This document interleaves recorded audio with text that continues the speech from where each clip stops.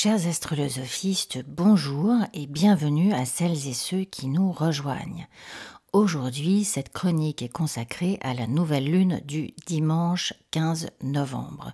Elle se trouvera à 23 degrés et 17 minutes du signe du Scorpion, sera bien évidemment conjointe au Soleil et formera des aspects en bonne intelligence avec son maître, c'est-à-dire qu'elle sera en sextile à Pluton, plus exactement en sextile à la conjonction Jupiter-Pluton qui est à 23 degrés du Capricorne.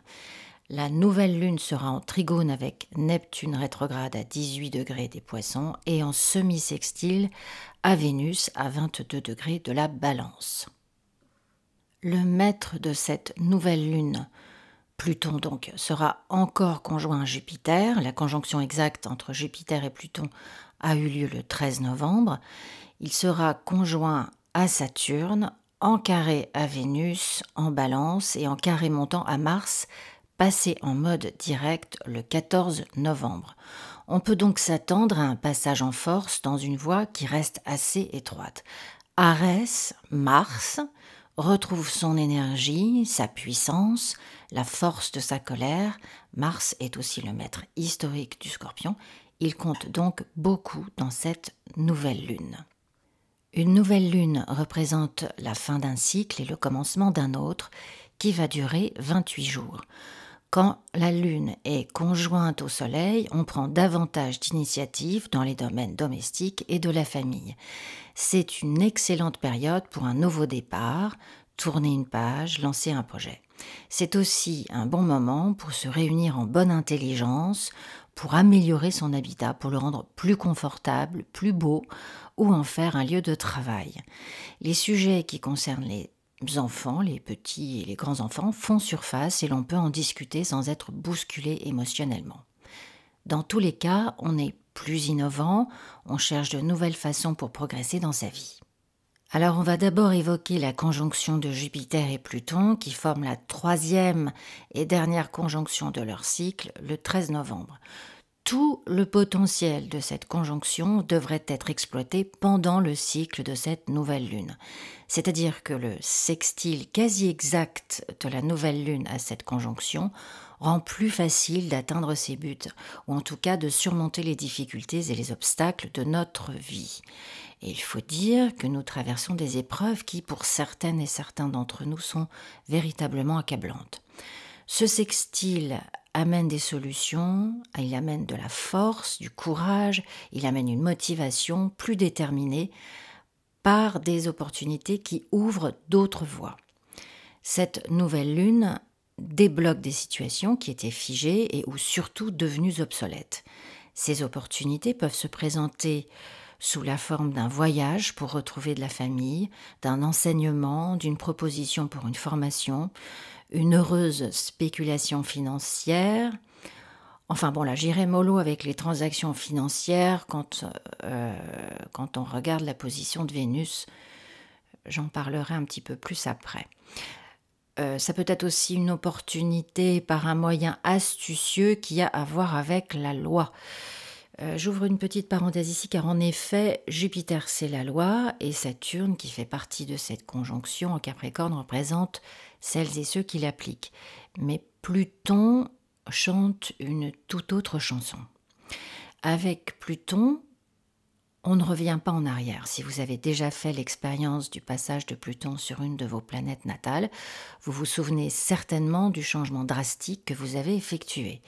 La génération qui est née dans les années 90 avec la conjonction Uranus-Neptune en Capricorne par exemple, d'ailleurs pour certaines vous traversez encore cette énergie, c'est la reprogrammation de nos propres perceptions.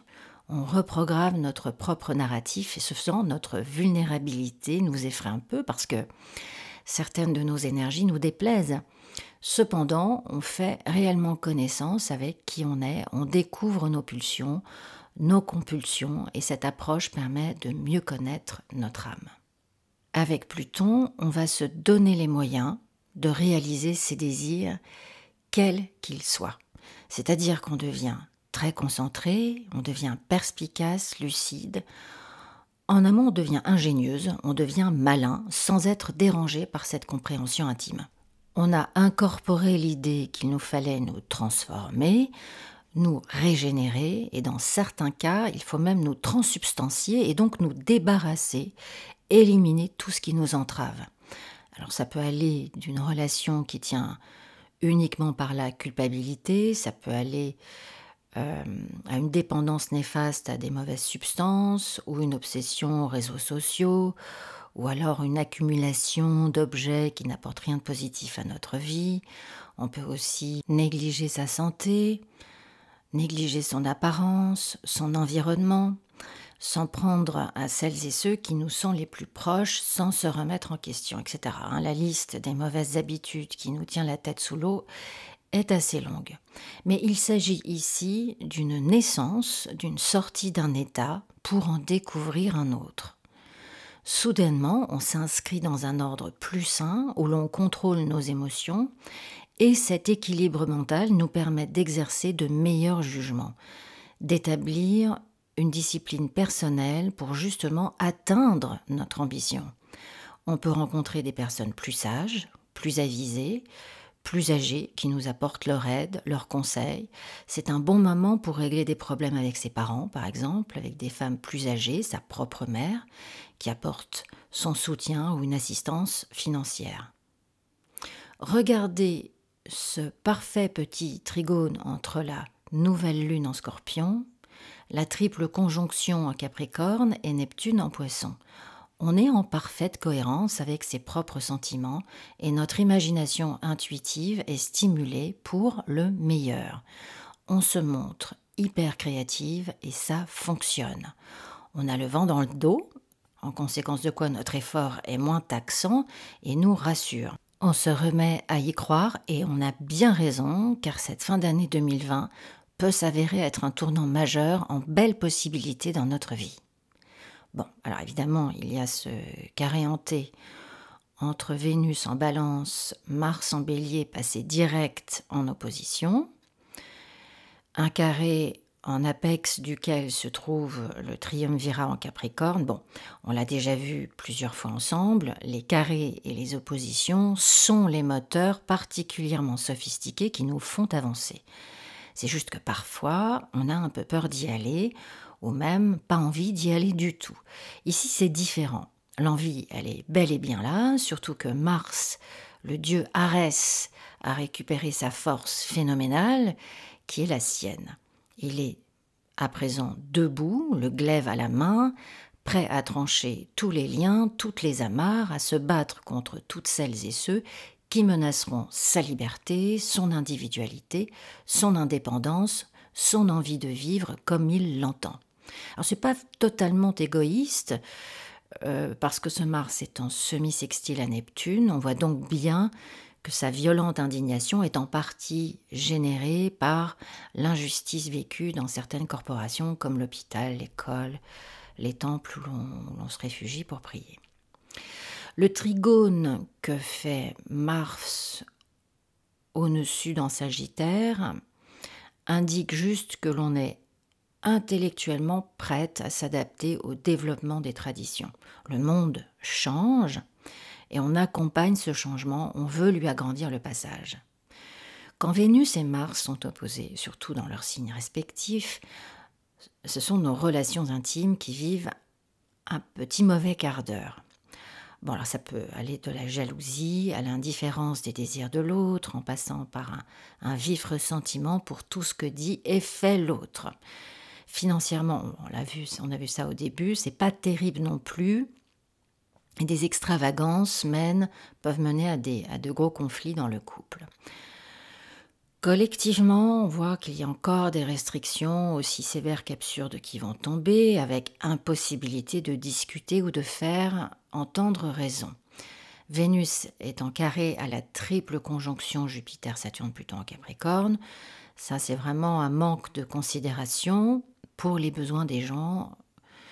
Il y a de la manipulation dans l'air, des tentatives arbitraires pour réformer les comportements des uns quand les autres sont d'une complaisance inouïe envers leur propre frasque. On a eu des exemples où on exige des uns qu'ils portent, par exemple, un masque en toutes circonstances et toute la journée, quand on se filme soi-même, invité à l'anniversaire d'une star des réseaux sociaux où ça s'embrasse à tout va. Bon.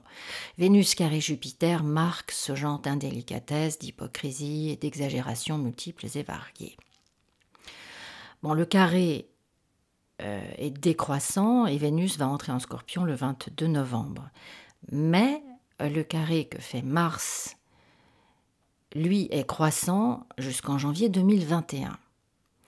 C'est-à-dire que pendant qu'il y en a qui profitent du malheur des unes et des uns, l'impatience, la colère, un prosélytisme fanatique, des organisations violentes se nourrissent de ces injustices.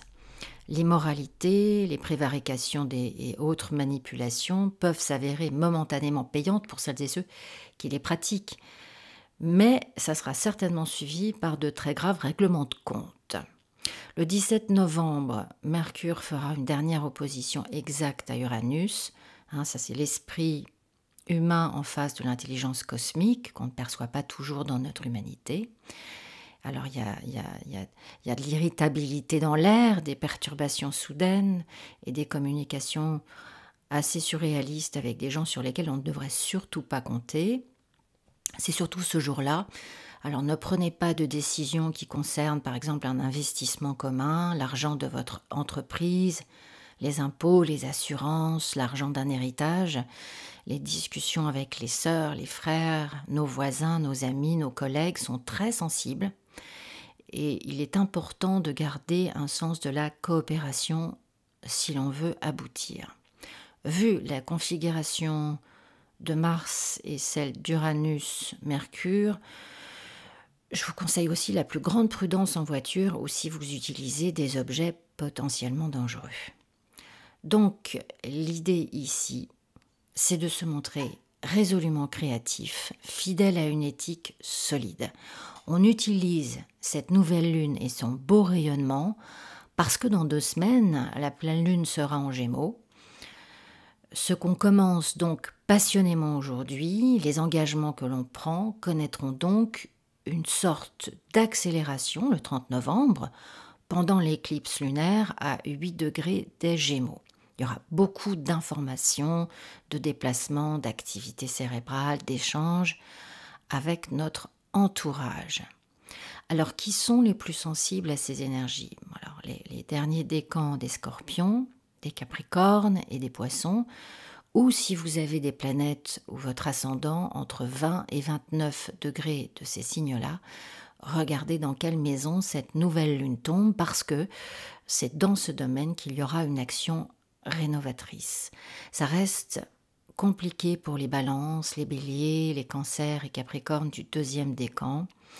On est obligé de revoir ses valeurs, mais ne vous laissez pas happer par les dénigrements des autres. Ça juge à tout va en ce moment et ces jugements viennent d'un cynisme ou d'une amertume qui appartiennent seulement à celui qui juge. Ne vous condamnez pas par projection. Voilà, chers astrolosophistes, cette chronique est à présent terminée. Je vous souhaite une magnifique nouvelle lune.